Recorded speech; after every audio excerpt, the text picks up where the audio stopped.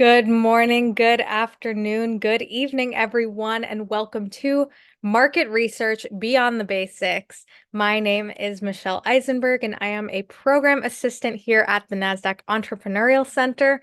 And for those of you who may not know, the Nasdaq Center is a nonprofit building a better path for entrepreneurs worldwide by improving inclusion, access, and knowledge in entrepreneurship. So as you will see in the chat in a moment, the NASDAQ Center provides programs, resources, and exceptional mentorship to entrepreneurs across all races, industries, and geographies. So definitely make sure to check out those links and resources in the chat. And then just a couple of housekeeping items before we get started. First, let us know where you are dialing in from in the chat. We always love to connect. And second, we are going to open up for live Q&A at the end of the event. So please make sure to submit your questions for us in that Q&A function at the bottom of your screen throughout the presentation, and we will try our best to get to all of them. And of course, none of what we do could be possible at the center without all of the amazing support from our sponsors, including NASDAQ, Lehigh University, BMO, Airbnb, KPMG, Wilson Sonsini, BPM, and HubSpot for startups. We are humbled by their contributions and hope you are grateful too. And so before we get started, we like to launch just a couple polls to step back, see how everyone in the room is doing today. This first one is going to ask, how are you feeling? Fearful, anxious, surviving, or optimistic? And I'll give it just a couple moments for folks to submit a response here. Awesome. Thank you. Thank you. Give it just one more moment. All right. Gonna end this poll, share these results. All right, looks like optimism in the lead, always so great to see, but definitely have some feelings of anxiety and surviving. So hopefully our conversation today will be helpful in those areas. I'm gonna stop sharing this poll and launch the second one. What is keeping you up at night? Finance, sales, marketing, scale, pivot, team, or surviving?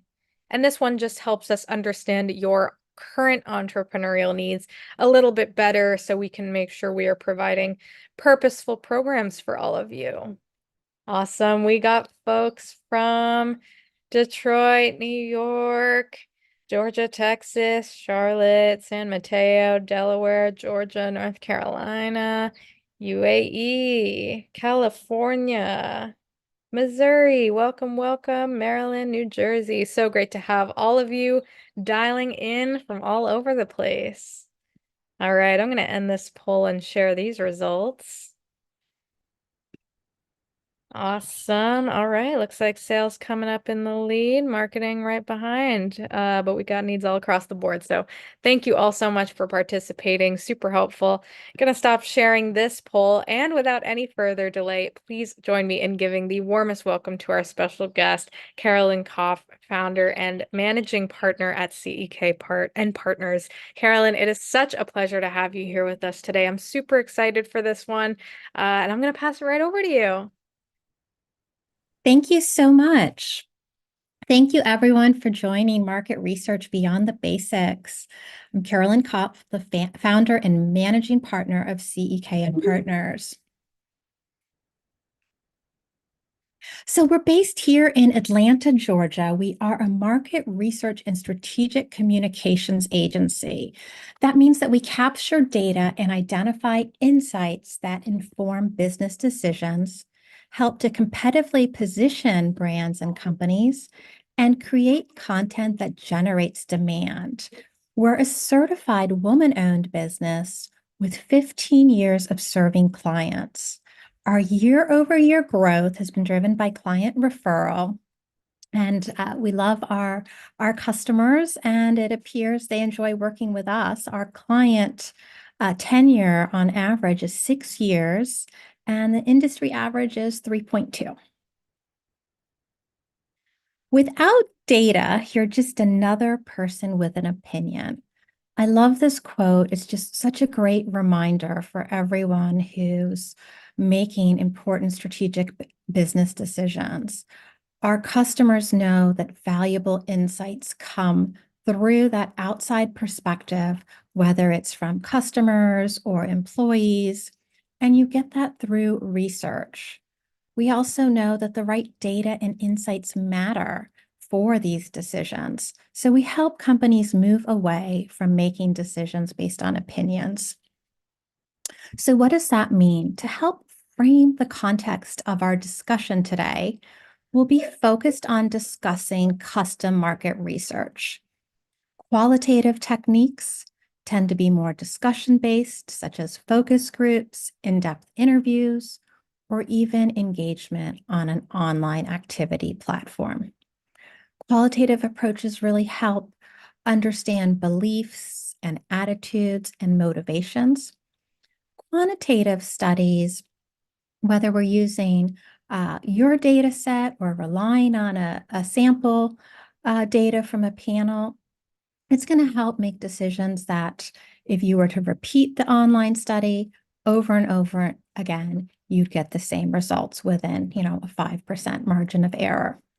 Of course, research informed strategy. It's a natural extension of our work. And of course, whether you're positioning a brand, establishing an identity, or crafting key messages, research can inform that. We've got a lot to go through. Nasdaq provided some suggestions on what we cover today. So this has been developed specifically based on your needs.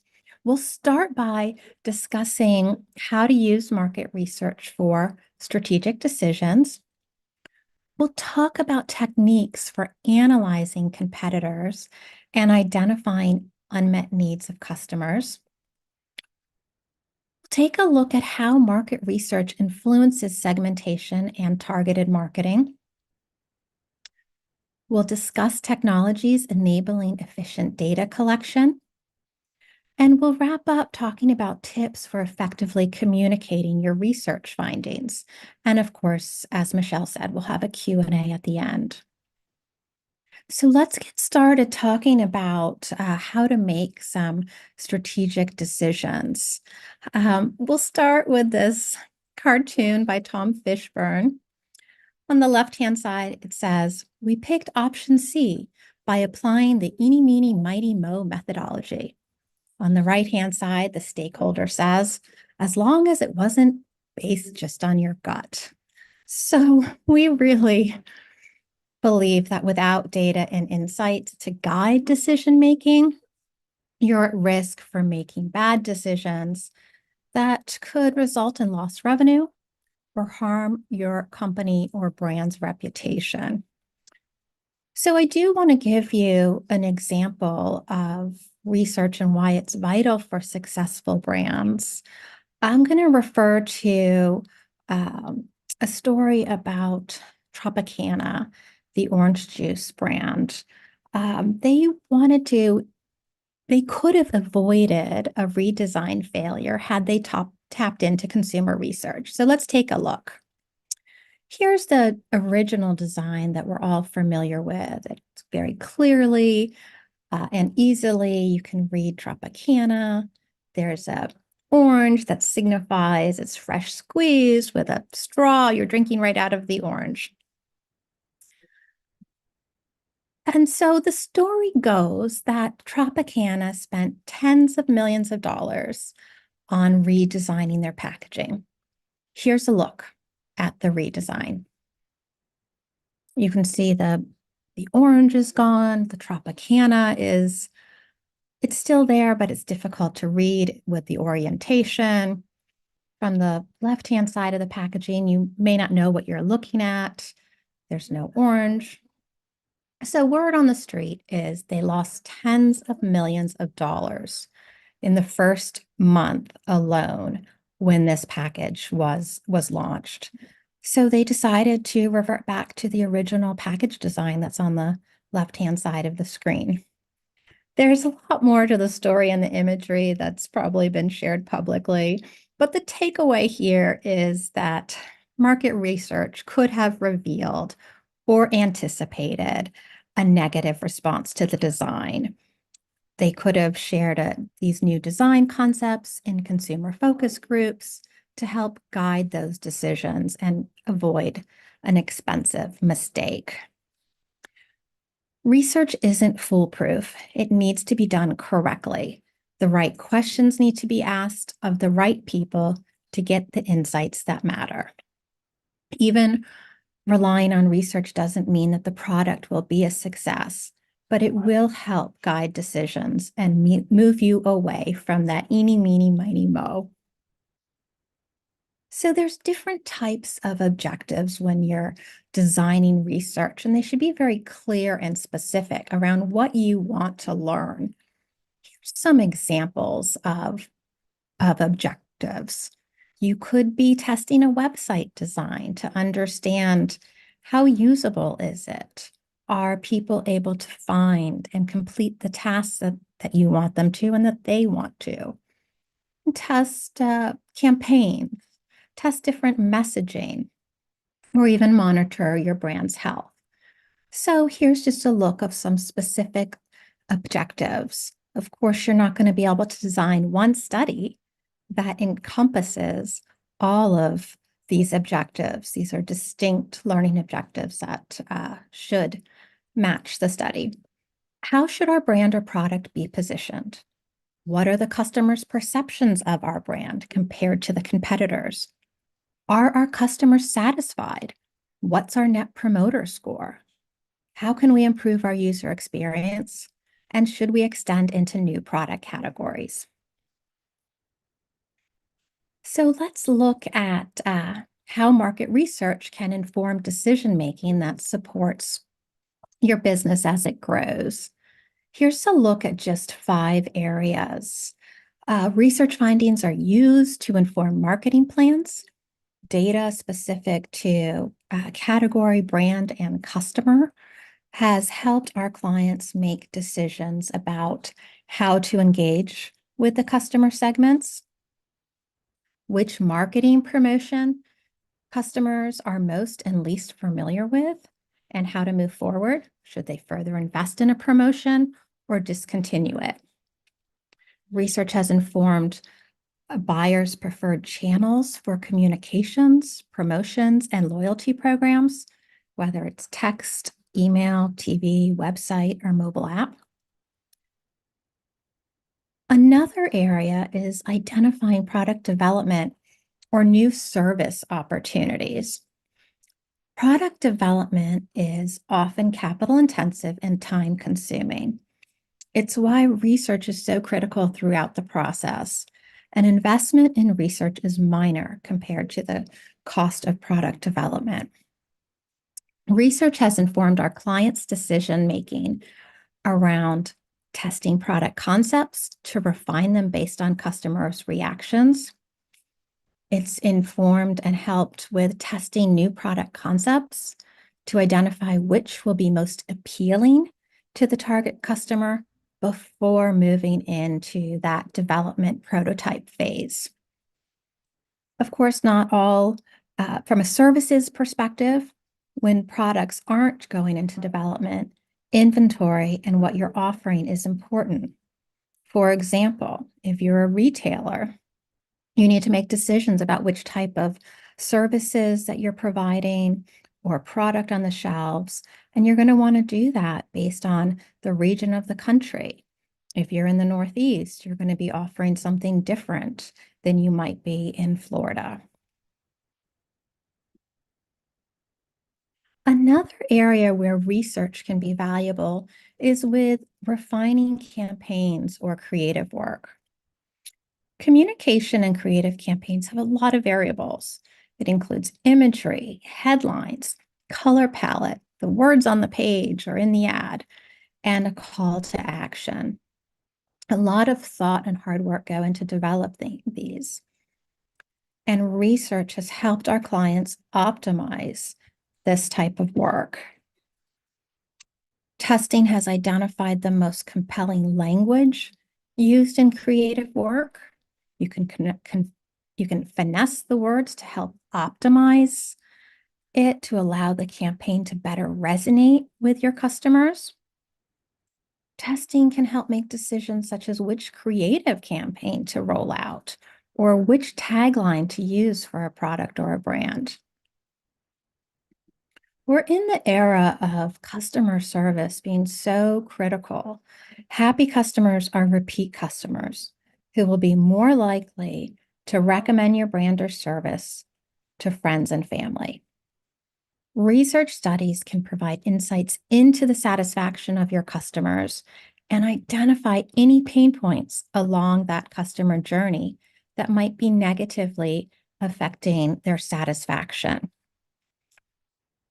Our studies have helped our clients understand customer satisfaction levels and monitor them regularly. We've been able to identify areas where a company was falling short in meeting customers' needs and expectations. For example, with an e-commerce company, there were issues with delivery times, broken product, communication about the status of a purchase. Understanding these issues that weren't being met was critical for our client to plan and develop a way to make adjustments to improve that experience. The fifth area that I'll call out is with shaping a competitive and defendable brand positioning. Establishing or evolving a brand's positioning requires understanding current perceptions of both your brand or your product and the competitive landscape. So it's valuable to have points of view from employees and customers. So research has been able to help a range of clients make decisions about how their brand is special, better, and different from their competitors, which was critical for successful positioning. Let's move ahead to techniques for analyzing competitors and identifying unmet needs of customers. Conducting a competitive audit can be time intensive, but it's worth identifying your competitors. There isn't just one type of competitive assessment. Deciding which type of audit you need to undertake means it's important to understand what you want to learn and why. Here's an example of just 3 audits. You could be doing a product audit. You want to understand how does your service or product compare to your competitors from an actual features and benefits perspective. You could conduct a communication audit. What are your competitors saying as far as their value prop and messaging? How are they positioned? Or you could do a content audit, which really looks at the type of content and topics that your competitors are publishing and where. Is it on social channels? Is it traditional channels? Is it white papers? Is it blog posts? And of course, as you look to conduct these, there's so many different frameworks that can be used, such as the SWOT analysis on the screen, the open brand framework, or even Michael Porter's 5 forces. So the SWOT analysis is probably one you're most familiar with, but this can be used for conducting your product audit or your communication audit. So it really gives you some key questions to ask from the internal perspective of what are our strengths? What do we do well? What are our weaknesses? Where can we improve? Externally, it's important to understand the opportunities. What are some of the emerging trends that you can take advantage of? And then, of course, the threats. What are the weaknesses? Where are you vulnerable compared to the competitors? So just some helpful thoughts from the competitive frame. While understanding the competitive landscape you're operating in is critical, it's also important to understand customers' needs, including any unmet ones. As we all know, people's attitudes and behaviors have changed significantly the past 24 to 36 months. So it's important to understand your current customers' and their attitudes and beliefs and behaviors. Research can help with that. It can also help identify which trends, attitudes, and behaviors have accelerated and which ones were fleeting versus those that are here to stay. So you really want to keep a pulse on those. Another way to analyze your competitors while learning about your target audience's attitudes and behaviors is through an AAU study, an awareness, attitudes, and usage study. An AAU study is an online survey. It helps companies gain robust insights into their target buyers and prospective ones. It provides valuable intel around the awareness of your brand and your competitors, your buyers' needs, why are they purchasing, their usage habits, their beliefs and likelihood to recommend. As a quantitative online study, it provides statistically significant data points that are key for any of your strategies or decisions. And it's often a great companion to focus group discussions that can provide more context around the why of the findings. So what is the type of insights you'll glean from an AAU? Just simplified it and broke it out by awareness, attitudes, and usage. So when you think about awareness, what's the top of mind awareness levels for your brand and your competitors? You know, when they think of air fresheners, what is the brand that comes to mind? Which is the preferred brand when they're presented with choices and why? Where does your brand rank against the competitors from your customer's viewpoint? So you really start to understand the awareness. As far as attitudes, what are customers' perceptions about your brand? For example, I trust this brand to provide quality ingredients. What are the key purchase drivers or occasions? How often are buyers making this type of purchase? And what is the likelihood that they'll recommend it? Meaning that'll help you understand the satisfaction level. And then, of course, how does usage differ by your customer segments, such as by age or gender? Well, we handle complicated B2B studies as well as B2C marketing research. I thought we'd take a look at a B2C study that serves as a great example on identifying customers' unmet needs using an AAU. In this particular case, a pet retailer wanted to understand and establish baseline on their retail brand awareness. They wanted to understand their brand's reputation and identify the other retailers considered by pet owners. And they wanted to gain insight into consumers' overall buying habits.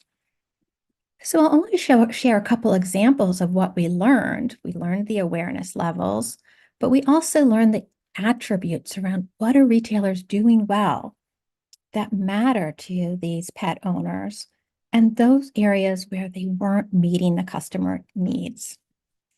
And this was all critical as they refreshed their brand and developed their story and improved the customer experience. So I'll just show you some output. Of course, it's been sanitized. Here's an example to identify what customers perceived a pet retailer was doing well, as well as identifying their unmet needs. Let me start by orienting you to the 4 boxes on the screen. You'll see the green box. These are the strengths. This is what's important to the customers, and it's what the brand is delivering. So in this case, customers want value for the money, the brands that they and their pets prefer, and the lowest prices. The upper left quadrant, you see it's a weakness, but it's important to customers, but the brand was not delivering in this area. And in this case, customers wanted a loyalty program. Think about it. Buy 10 bags of dog food, get one free, that type of scenario.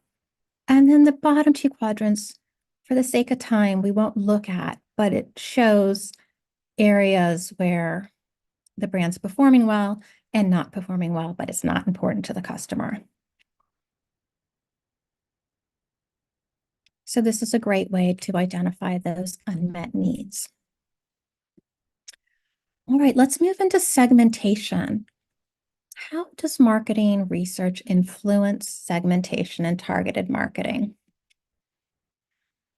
So segmentation, if you've been doing a one-to-many communication, segmentation will help you personalize your message by categorizing your customers based on common traits, attitudes, and behaviors. You can design a custom research study with a segmentation goal to help you identify these top customers by these segments. Here's an example of different customer segments. It could be by geography. A retailer is going to have consumers with different preferences in the middle of February in Vermont than February in Florida. Attitudes and beliefs, different lifestyles and interests can be based on behaviors. Those that are part of a loyalty program versus those who are not. The benefits, what are consumers seeking? What are those certain features that they want? And then, of course, you can also segment by demographics, whether it's age, ethnicity, gender, or family size. So really, when you use research to develop customer personas, it's going to allow you to create this targeted marketing effort and help you better resonate instead of taking a one-size-fits-all approach. So this will help optimize your efforts and maximize ROI. So here's some examples I pulled for you of recognizable brands we all know. For example, Coca-Cola. As a company, it has hundreds of products that it offers around the world, and segmentation is critical to offer the right product in the right region. And segmentation studies are able to identify distinct consumer profiles for different beverage categories, whether it's soda, juice, sports, or water. So think about it. The consumer profile could vary based on the benefit they're seeking or the beverage occasion, such as getting an energy boost from caffeine, quenching thirst with purified water, or staying hydrated with a sports drink. Another brand that uses segmentation to support its marketing is Apple. They're going to market to consumers differently who are using their devices versus those who are using their services. Look at an apparel brand. Nike categorizes its customers for highly targeted communications. They produce campaigns for individual sports or products, along with by gender. So again, the goal is to segment or break up your target consumers into groups based on characteristics like their age, their occupation, their gender, their marital status, their interests, their location. So for example, one segment might be male men ages 35 to 50, making a middle class income who play golf. Another segment might be women ages 18 to 45 who want to stay athletic and engage in sports. So again, we discussed that Nike categorizes their customers based on different sports, whether it's golf, soccer, tennis, running, basketball, and the list goes on. So here's an example of a golf ad. Nike's Dream Crazier campaign, sure you're familiar with this, showcased women throughout history, breaking down barriers in sports. And again, it showed women in a range of sports from running to tennis to boxing being celebrated for their passion. So on the screen is just one example of that Dream Crazier campaign ad. Another campaign from Nike that focused on women or girls was based on taking the commonly used insult like a girl, and reframe it in a positive way to inspire a movement to change like a girl to mean downright amazing. So that's the ad that we have on the screen here. So that's just some examples of segmentation. We'll take a closer look now at how to use technology. So whether you're doing a qualitative study or quantitative study, you're going to want the right tools for collecting your data. So if you're a retailer and you want to better understand your consumers, or you have a restaurant or some type of retail front, there's lots of mobile-based tools that can geofence locations and really help understand location visit behavior and offer surveys on the go. If you're wanting to conduct surveys and really have a larger sample size, SurveyMonkey is a great online survey platform. Simple, it's easy to use, it's inexpensive, but it's very basic. If you're looking for a more sophisticated survey tool that provides an analytics platform, Qualtrics is just an example of one such tool. And these aren't the only tools available. These are just examples, and certainly encourage you to research the tools that are going to be right for your business. When we talk about qualitative studies, whether that's in-depth interviews or focus groups, another example is online bulletin boards. So there's two such examples. Qualboard is an interactive bulletin board that's supporting qualitative research. And there's also Recollective, which is an online activity platform. So let's take a closer look at Recollective. This is from their website, so you can certainly go on and take a closer look. But as an activity board, you can see here, this is a welcome slide, a welcome message. They're targeting outdoor enthusiasts. That would be who would be invited to join. Once they're in the discussion board, there's live forums with a moderator leading it and the respondents sharing their thoughts. There's opportunities for one-on-one discussions with the moderator. For example, this outdoor activity journal, a diary, and similar, where they would answer questions and engage with the moderator. There's live video interviews that can be uploaded. And then, of course, there's more of a live group chat that would be similar to focus groups. So you can see how it would be dynamic to use an online bulletin board, since there's different types of activities. So an example of when to use an activity board over, let's say, focus groups or in-depth interviews is when you're working with hard-to-reach audiences. So that could be millennial moms or CFOs. In this particular case, for a leading hospital system, we wanted to test campaign messaging to understand what would resonate with moms seeking healthcare for their kids. It's hard to reach busy moms. They're working, they're caring for their kids, they're running a household. So an activity board allowed them to engage with our team when it worked best for them versus requiring them to show up at a specific time for an in-depth interview or focus group. So I wanted to share an example this is from SurveyMonkey. Again, this is the most, this, in my view, is an easy to use tool for survey development, very basic surveys. Here's an example. They had this ad that they show as a demo. It says, click on the area you like about this product. So, maybe it's, the tagline. Well, there it is. Another question would be, what is your first reaction to the product? This is what the respondent, the participant in the research would see. Let's say we, as the respondent, select very positive. As the researcher, this is what you're going to see on the back end, that 48% view your ad as positive. So you can see it's a simple and easy to read platform. Here's an example of an NPS dashboard. So here's the typical NPS question on a scale from 0 to 10. How likely are you to recommend Qualtrics to a friend or colleague?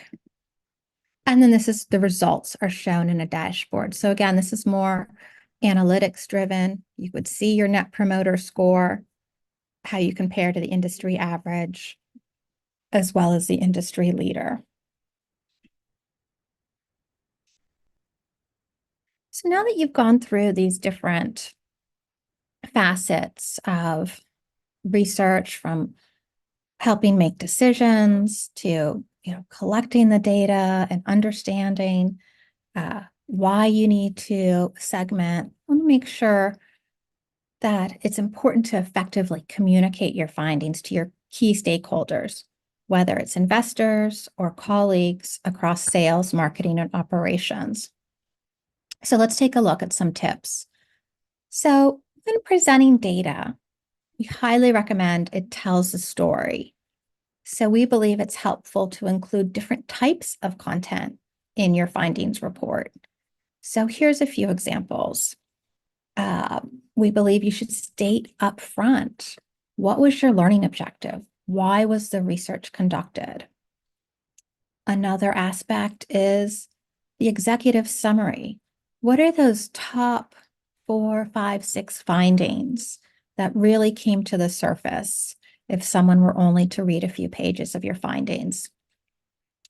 We do a lot of trackers to track whether it's NPS or brand health. So we like to include a dashboard of key metrics. So for example, if you're monitoring brand awareness, you could show brand awareness for 2022, 2023, and 2024 in a quick snapshot to show how it's trending, that it's trending up from your marketing efforts.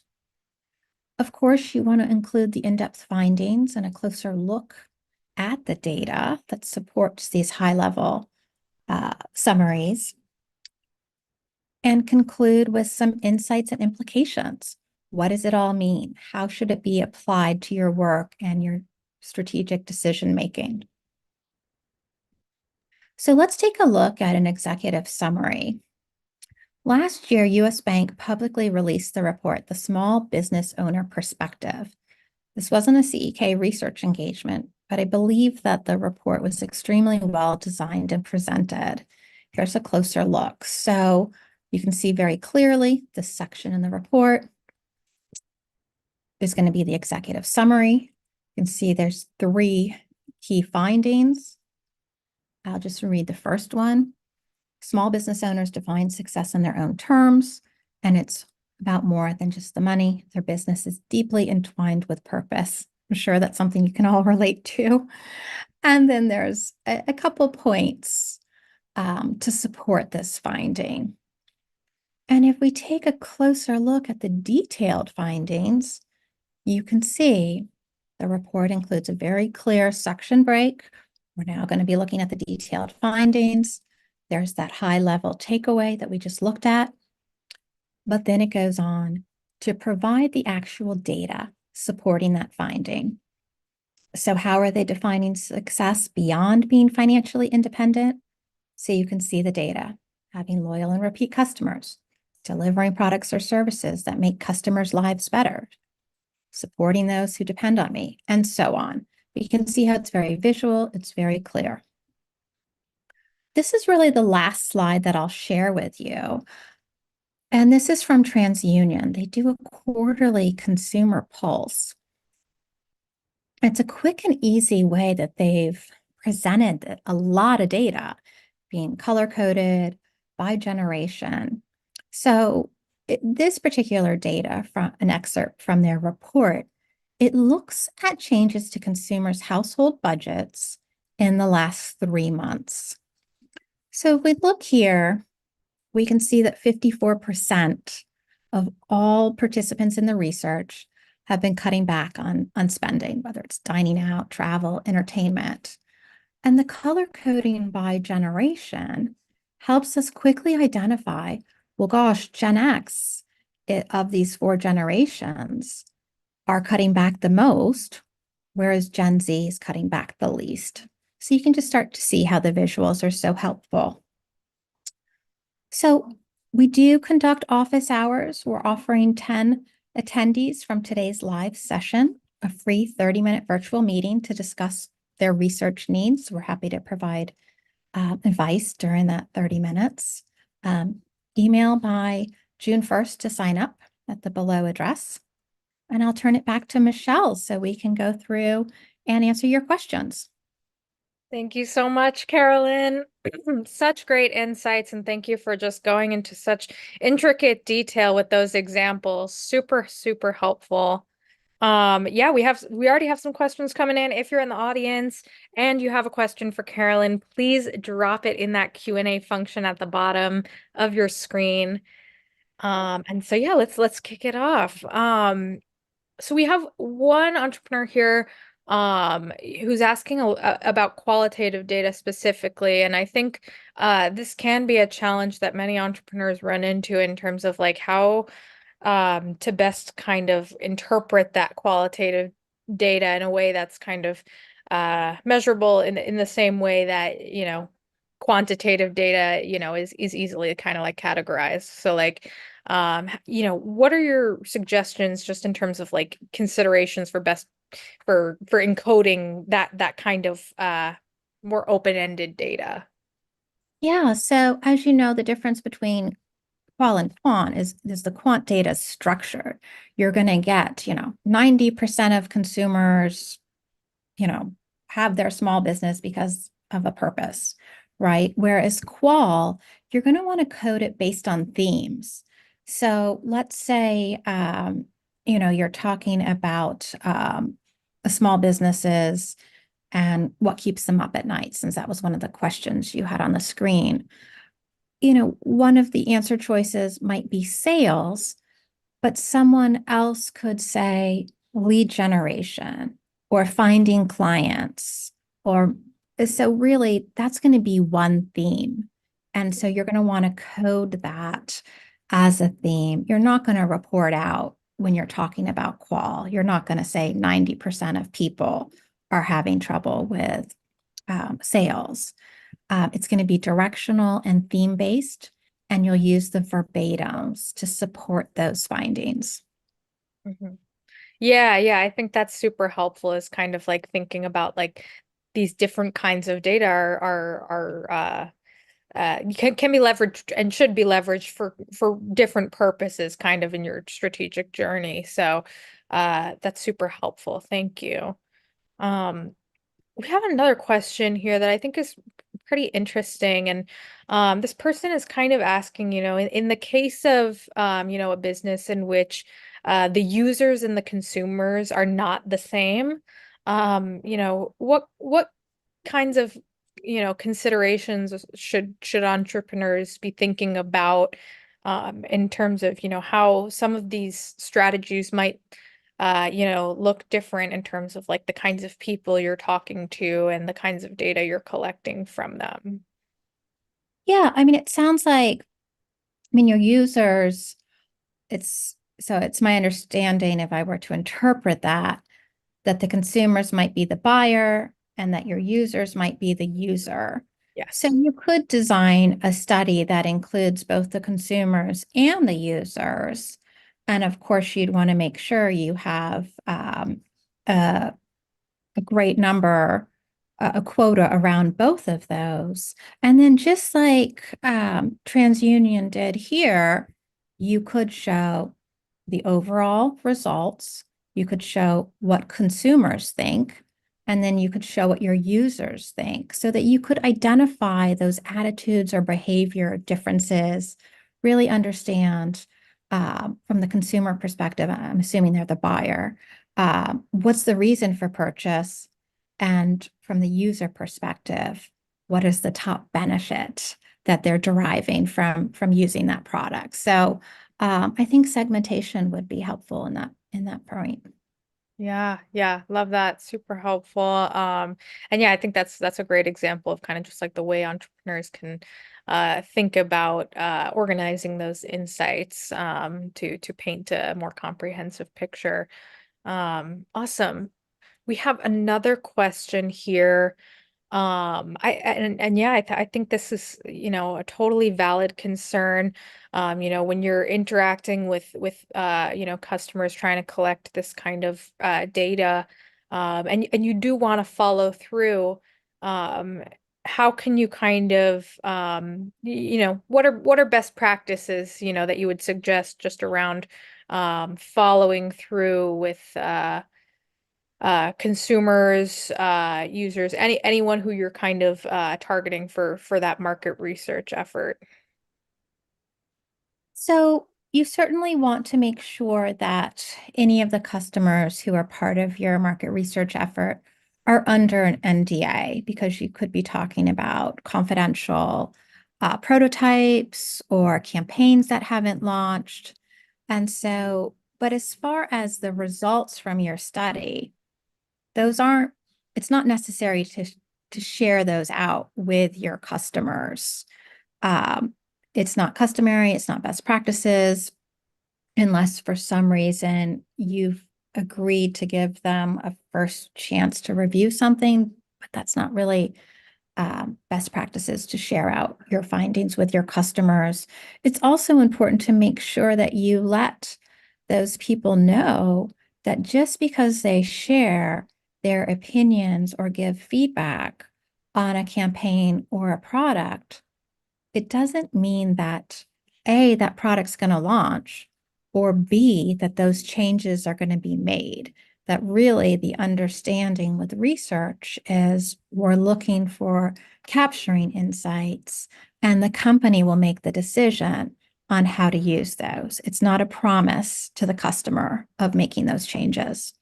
Yeah. Yeah. So it sounds like kind of just like really taking the time to like set a strong foundation of expectations going into these kinds of conversations or research engagements. Awesome. That's super helpful. Okay, we have time for a few more questions. Awesome. Let's see, what do we got here? So, in terms of, we have a lot of entrepreneurs, that are kind of trying to navigate this whole rapidly growing landscape of AI technology. How do you kind of see that influencing market research, today and going forward in terms of what entrepreneurs should look out for or keep up to date with to um, optimize their marketing research strategy with those kinds of tools. Absolutely. And, it's so rapidly changing. And today's focus wasn't on AI technology, so I'm not going to dive into too much detail, but I will tell you where you could use AI. If you're writing a discussion guide for a focus group, you could use it to generate ideas for questions. Same with survey. When you're writing those survey questions, let's say you're targeting young adults, you might get some ideas on how to word it. But of course, we believe that the human is at the helm, so you are going to need to finesse and polish when you're using it for that upfront planning stage. There's a lot around synthetic respondents and synthetic data. I'm not going to go into that. There's experts on that, and I certainly encourage people to ensure that they're looking and learning about that area. Another part of the journey of the research process is on the back end. Once you do have your videos, you're going to transform them into transcripts. You can choose to do that through purely AI translation, or you can like a service like rev.com. There's lots of services, and I think Zoom has one, and Teams probably has it. But you can also use AI plus a human when you really want to have accurate transcripts. Mhm. since some of the AI ones, as you know, from conducting different calls and sessions, may not be 100% accurate. Another way that AI is coming into research is taking those transcripts and uploading them to identify those themes that we talked about, right? The first question was around qual data and how to best interpret it.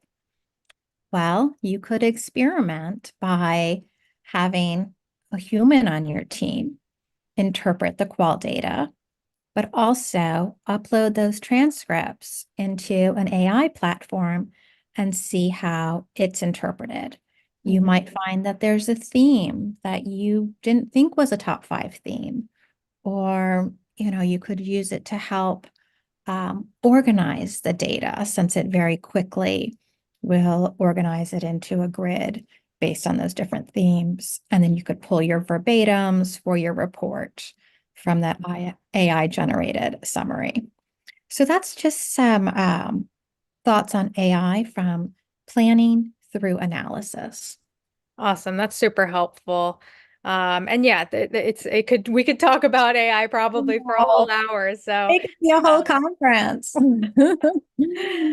Awesome. Okay. We have another question here that I think is really interesting and something that I'm sure a lot of entrepreneurs, run into throughout this process of kind of, sometimes you feel like you're kind of hitting a dead end or you're not really like seeing the results or the outcomes that are, expected from the research you're doing. So this person is kind of asking like, how to kind of determine whether to broaden the scope of their marketing research efforts or to really hone in and like refine what they're currently doing. Or is it kind of, a combination of both in some way? Because I think there can be, a back and forth kind of grappling of, do I put more effort into this group segment that, really seems viable in terms of my target market, or, is there somewhere else that, should really be, drawing my attention? Yeah, I think the important thing is, and so you're saying they're hitting a dead end with their Yeah, market. hitting a dead end, just kind of trying to understand whether to broaden the scope of their efforts or hone in and refine.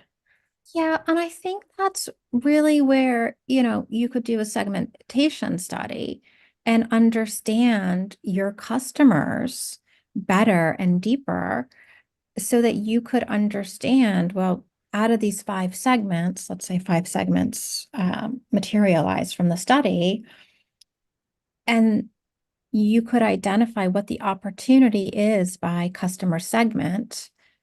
You're going to obviously have to put time and money against reaching and communicating to the different segments. And so really take a look and see what the best opportunity is. And you can do that all through research so that you can help understand, what are those top customers, and then how to better communicate to them to optimize.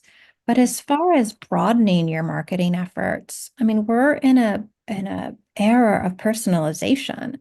I think everyone probably on this in this meeting receives personalized communication all day long. Let's say you just buy, it's summer, we've got all these Memorial Day sales hitting us, right? Um, let's say you just bought a pair of white jeans.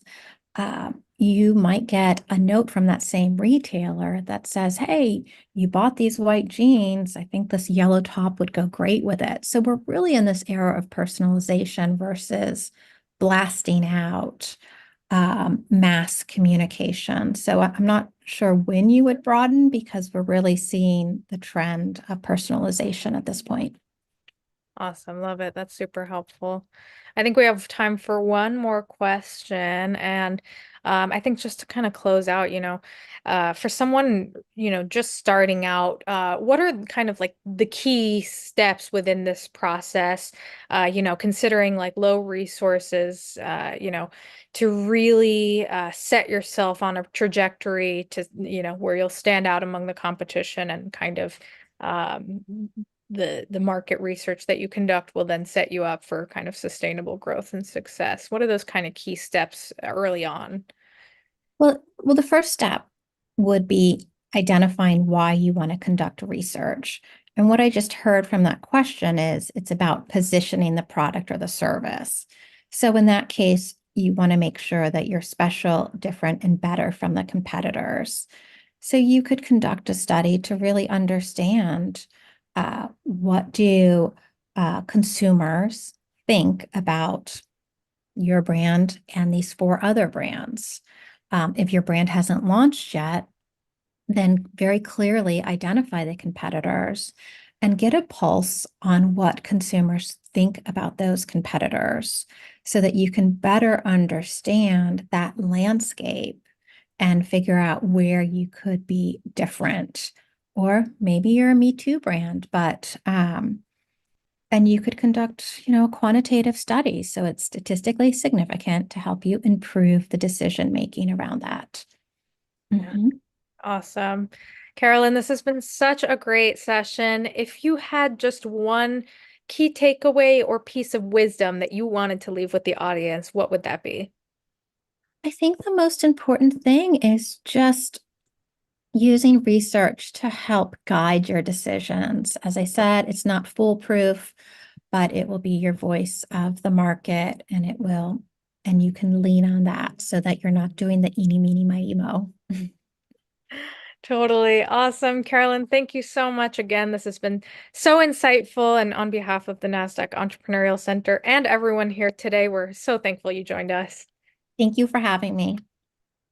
Awesome. And to our audience, we'd love for you to join us again for upcoming webinars, which you can view using those links that are going to be posted in the chat. And thank you all so much for joining us today. We look forward to welcoming you back online with us soon.